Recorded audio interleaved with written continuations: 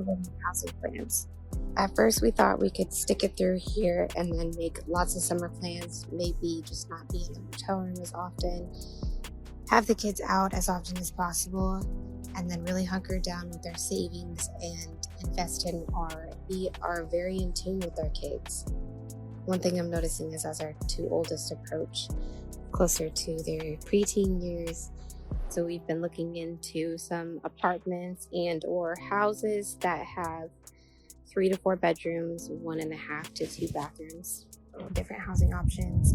Work towards a manufactured home is probably a little bit more reasonable than tiny home, but like I've mentioned before, we have this mindset of taking care of the immediate need while we work on the long-term solution. So what that looks like for us now is making sure that our kids have a little more comfortability in their current living situation while we work towards the goals of building a forever home opportunity with our plot of land and manufactured home. Oh babe, the tea is scalding and it's coming straight from the chaotic world of Stephanie Jennings. Out of nowhere, she's hopped on social media claiming she and Drew are looking for apartments, like it's been some long-term plan. She's talking about the kids needing space, emotional growth, all the buzzwords that sound good on paper. But anyone who's been following this saga knows, just a few weeks ago, she was loud and proud saying apartments weren't even a consideration. Her exact vibe? The motel is fine for now, and that the goal was a forever home. Like, pick a story and stick with it, girl. So now people are asking, what changed? And the whispers are getting louder. Word on the street is that this has less to do with the kids' well-being and everything to do with the heat coming from the court. With Drew facing legal pressure, Stephanie's latest pivot seems more like a cover-up than a real epiphany. It's not giving responsible mom, it's giving let me look stable for the judge. Every update, every new storyline she feeds the internet, it's all starting to look like classic Stephanie damage control. Let's take it back to her motel strategy, if we can even call it that. According to her, the plan was to live there all summer, letting the kids run around outside during the day so they wouldn't feel cramped in that one little room. Meanwhile, they'd save up for a dream house. On the surface, it sounds cute, like some budget-savvy family hustle. But when you actually look closer, there was no real structure. No actual budget, no timeline, no steps toward anything solid. It was all vibes and blurry TikTok captions. And the way they were living? One room for everything, sleeping, eating, cooking, diaper changing, making content, everything. Stephanie was out here frying catfish just feet away from her babies lying on a motel bed. The air thick with grease and who knows what else, laundry piled up in corners, dishes not even fitting in the sink, babies crawling dangerously close to power outlets, toddlers screaming, a TV blaring cartoons in the background, and a playpen squished against the microwave. It wasn't a one-time rough patch, it was their everyday life. And instead of calling it what it was, Stephanie tried to dress it up like some quirky minimalist lifestyle choice. Babe. No. Then comes the sudden emotional awareness arc out of the blue. She starts talking about how their older kids need personal space to grow, especially their daughter, who apparently deserves her own little corner to feel safe. And for like 2 seconds, people actually started to feel hopeful, thinking maybe she was finally getting it. But then, just as quick, she slips in that she and Drew also need their private mama and bedtime, and boom, back to the usual cycle.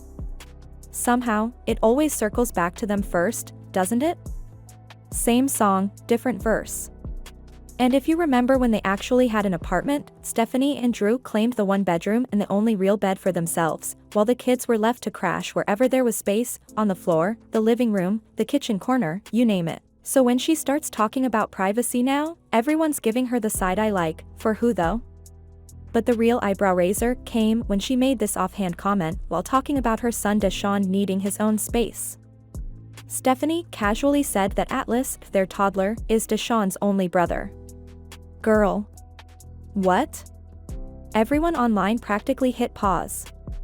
Because let's not pretend we don't all know Drew has another son, a whole child. A child that's not hidden, not a rumor, but an actual, documented fact. Yet Stephanie continues to act like this boy doesn't even exist. I'm really early to this, is saying that she's gonna buy a home with 3 bedrooms for her kids since they're gonna be teenagers. Say it with me. She is only doing this or wanting to buy a home now because Desiree is in the picture. Because if it wasn't for Desiree, I don't think she would want to be buying a home for her kids at all. It truly is giving me pick me behavior, but not just that, the simple fact that and this is gonna be completely petty, but she's talking about how her feet shrunk in like 2 sizes. How does your feet size shrink like that? Like, that literally makes absolutely no sense. Like, I've heard of people's feet like getting a little swollen and growing a little bit in that sense, but she said that she is not wearing true slides. It's just her feet are so dainty apparently that they shrunk a little bit. How much do y'all want to bet that the resilient Jenkins are getting ready to relocate again? So obviously Stephanie has been super paranoid. She said that over 4,000 pictures and videos were deleted from her iCloud. Her whole iCloud was hacked and yada, yada, yada. And let's say that she did get hacked or whatever. Why is she so calm about it? And why is she still continuing to post things? And it's like, I just don't understand. How are you so paranoid, but at the same time you're breaking court orders and you're talking about Deshaun, you're posting Deshaun, like you have zero respect for Deshaun or his mother or the courts, period. Now, a lot of people are saying that they are getting ready to relocate. And I think it has to do with the whole situation with Deshaun and Desiree. Like, they real life do not like the fact that they have zero control over this now, and that it's actually like something is being done. And I just feel like they're gonna try and make it so much harder for Deshaun to see his mom, but we shall see. If my dad was deep frying catfish in my bedroom, I would call the police. Like, first of all, why do you have a deep fryer in your motel room? Is that allowed? I feel like deep fryers are dangerous. No? I don't have a deep fryer in my house. I look like I should, but I don't. Deep frying fish in a confined space, shared space, 1 room for 7 people, that should be a crime. I feel like that is a crime. Maybe it's a don't knock it till you try it, but I don't think that looks worth the smell and the like fried air that I'm gonna have to inhale for the next 2 days. It doesn't look worth it. Now, I'll tell you what, I make the best mashed potatoes this side of the Mississippi, but they're on the other side of the Mississippi, and these look good. These look like some good mashed potatoes. I'll give them that. But also, mashed potatoes are not stinky and not fried. She erases him from every narrative, as if he's not real. And it's not just some slip-up, it's clearly intentional. People aren't just confused, they're disturbed. Oh, this is no longer just a few slip-ups, it's a whole routine now, a clear pattern, and babe, it's giving bright red flags. With Stephanie, it's the same cycle every time, anything that doesn't fit into her polished online persona. She edits it out like bad lighting. She dodges it, spins it, or pretends it never even happened. She's done it before. The eviction from the Opalaka place mysteriously disappeared from her narrative. The motel life? Suddenly a temporary strategy. Drew's legal drama? Minimized, brushed over, and now she's pretending Drew's other son doesn't even exist. This isn't just storytelling, it's erasure. And the scariest part? She's doing it all in plain sight, with thousands of followers watching like it's just another day of mom content. Let's be real, this isn't just sneaky, it's calculated. And the way she rewrites reality? It's borderline disturbing. We're not talking about forgetting to mention something, we're talking about full-blown gaslighting. And what's her favorite defense when people call her out? Blaming us. She loves to say that online strangers don't know what's best for her family. That outsiders don't have the right to judge. That just because we see chaos doesn't mean there is chaos. But come on. When hundreds of people are all pointing out the same things. That's not bullying, that's a wake-up call. People have been saying it for months. Your kids need space. They need clean air. They need quiet. They need structure. They need a home that doesn't smell like old diapers and deep-fried food. But back then, Stephanie brushed all of that off like background noise. And now that the eyes of the court and CPS are watching, she's suddenly echoing every concern the public already voiced. It's not because she's learning, it's because she's trying to look like she's learning. Cue the latest announcement. Stephanie now claims they've been seriously apartment hunting, looking at places with 3 to 4 bedrooms and at least 1.5 baths. She wants us to believe this has been a well-planned, thoughtful decision. She even brought up their previous eviction and the bankruptcy like they were just minor speed bumps, instead of the massive red flags that likely held them back from stable housing this whole time. She says they're being careful now, balancing affordability with their dream of one day owning a permanent home. On paper, it sounds super responsible, right? But if you've been paying attention, the cracks in this new plan are already showing. Because just a few weeks ago, on video, no less, Stephanie swore up and down that apartments weren't even an option. She said they didn't want to rush into anything just for the sake of moving, that an apartment wasn't the right fit. She was firm, they'd wait in that motel for as long as it took to find their perfect forever home with both indoor and outdoor space for the kids. That was the smart move. The responsible thing to do. Fast forward to now? She's flipped the entire narrative. Suddenly, apartments are the dream. Now it's about school districts and neighborhood safety and comfort. It's like she hit the reset button on her entire story. And let's be honest, this isn't some personal growth arc. This is damage control. It's a scramble for appearances, because the legal pressure is too loud to ignore. She's not pivoting for her kids, she's pivoting for the paperwork. This isn't about creating a better home life. It's about crafting a better image. She's not moving out of the motel because it's unhealthy or unstable. She's doing it because the consequences of staying are now too visible to hide. And speaking of the motel, let's not forget the now infamous fish frying situation. Not the soft focus version she posts online, but the raw reality. Yes, Stephanie was actually deep frying catfish in the same cramped motel room where her children sleep, breathe, play, and eat. Not in a separate kitchenette. Not outside, right there, in the thick air, with babies crawling nearby and laundry spilling out of bags. It wasn't an isolated moment, it was a routine. That's the truth she keeps trying to gloss over. But no matter how many TikToks she edits, babe, the internet doesn't forget. Let's really sit with this for a second, because the picture Stephanie Jennings is painting online? It's not just messy, it's borderline reckless. We're not talking about an isolated moment of chaos here. This is daily life for her kids. This is their reality. 7 people living in a single cramped motel room, with zero ventilation, no space, and absolutely no sense of safety or hygiene. And she's live streaming it like it's just another day in the life. Imagine this, a toddler trying to nap just a few feet away while fish is deep frying in hot grease. There's no barrier, no fan, no airflow, just that thick, greasy smoke clinging to everything. The reason why Stephanie Jenkins is crashing out has nothing to do with Deshaun. As a matter of fact, it has everything to do with Drew and the fact that Desiree is his old big mama. Follow me and I'm gonna go ahead and walk you through this.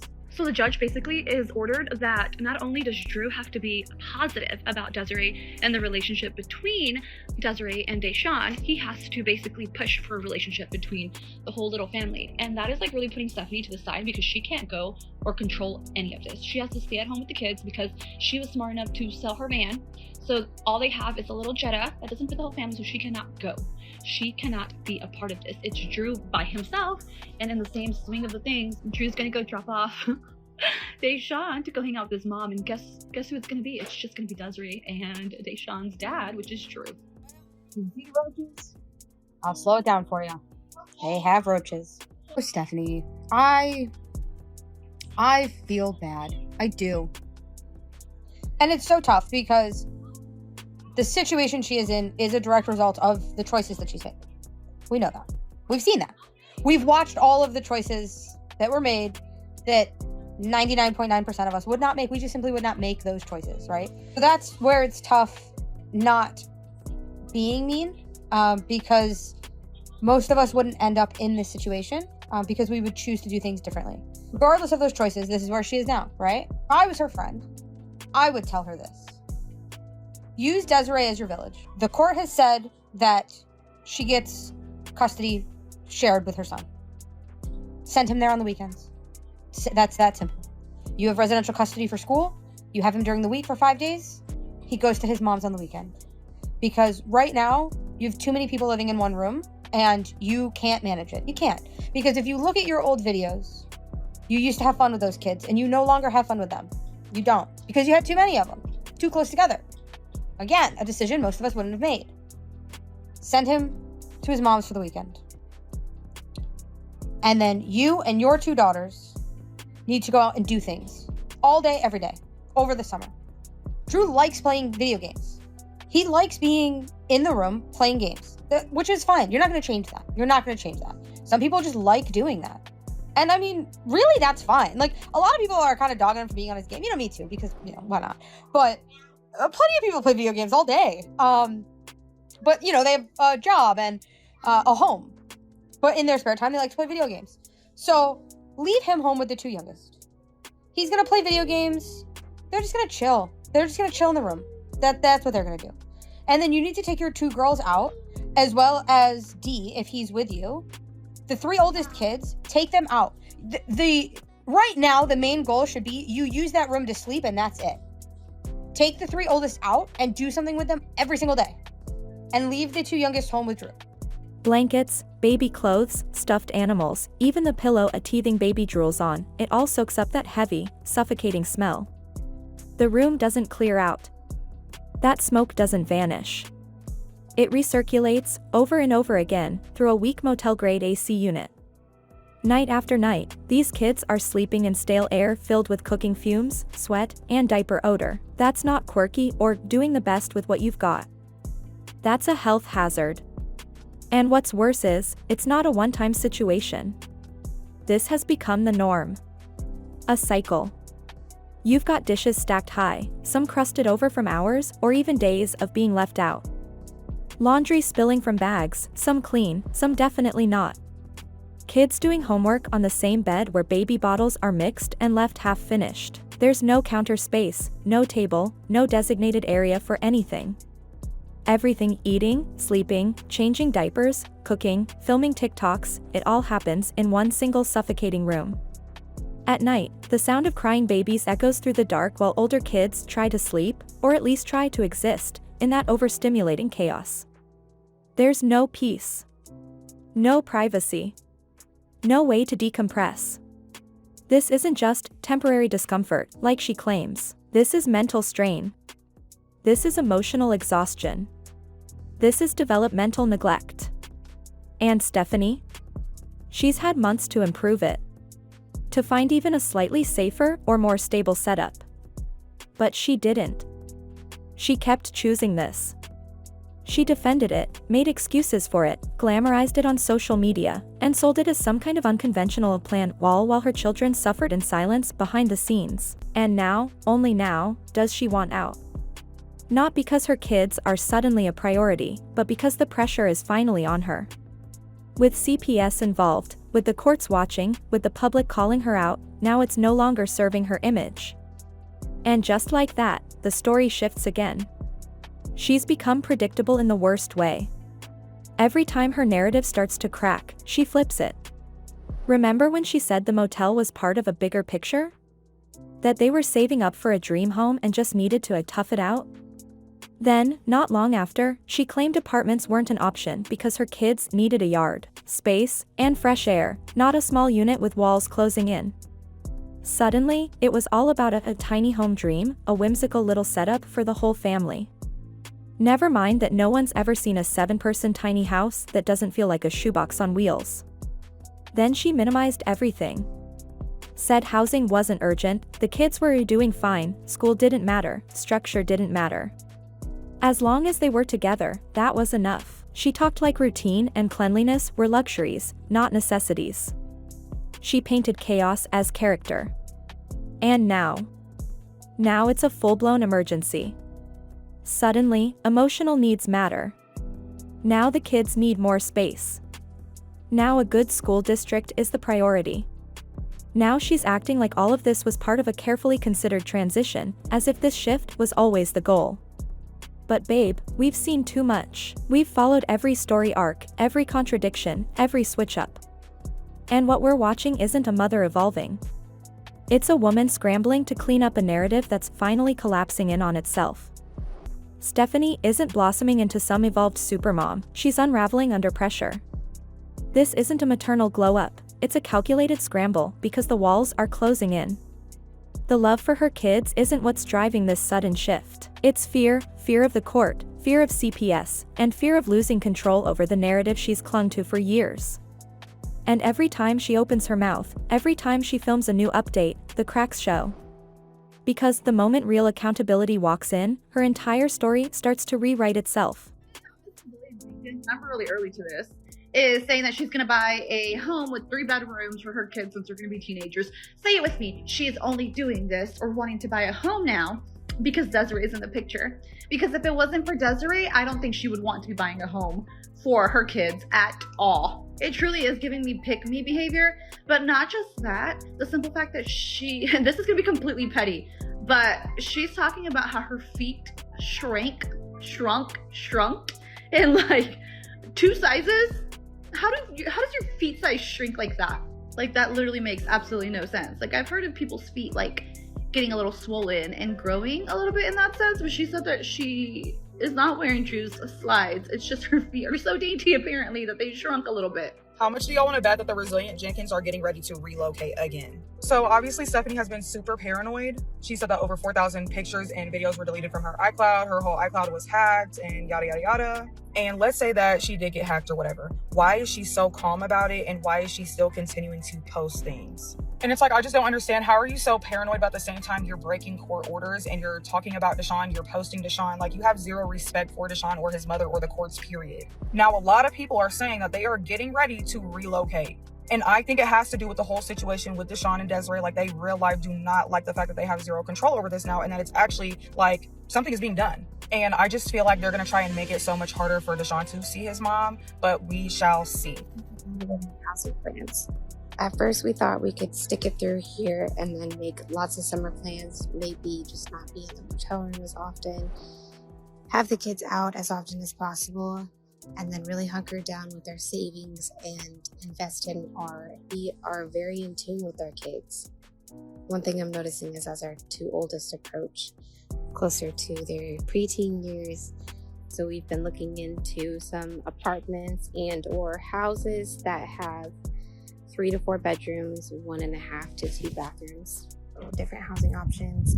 Work towards a manufactured home is probably a little bit more reasonable than tiny home, but like I've mentioned before, we have this mindset of taking care of the immediate need while we work on the long-term solution. So what that looks like for us now is making sure that our kids have a little more comfortability in their current living situation while we work towards the goals of building the forever home opportunity with our plot of land and manufactured home.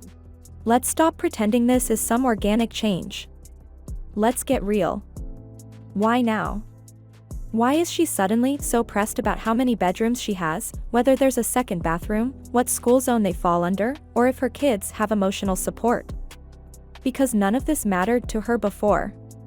Just a few weeks ago, she was fiercely defending their one-room motel life like it was some kind of cozy family adventure, fried catfish fumes, and all. But now, it's not about what Stephanie wants.